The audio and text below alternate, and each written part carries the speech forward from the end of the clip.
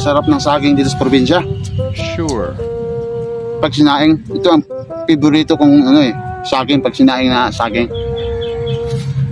Pero mahirap pag kumain ka ng saging na walang ulam. Ay, sakto.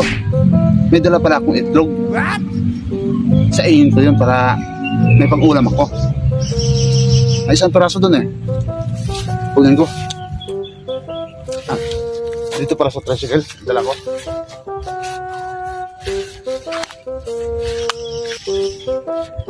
Ito. Tapos may kaldero. Lalo tayong pikit na laplas. Nakaprepare na pala to. Ito ang gagawin ko. Saingin ko to.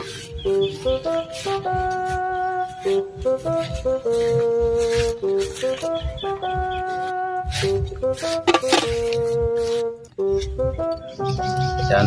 Ilagay natin itlog dyan.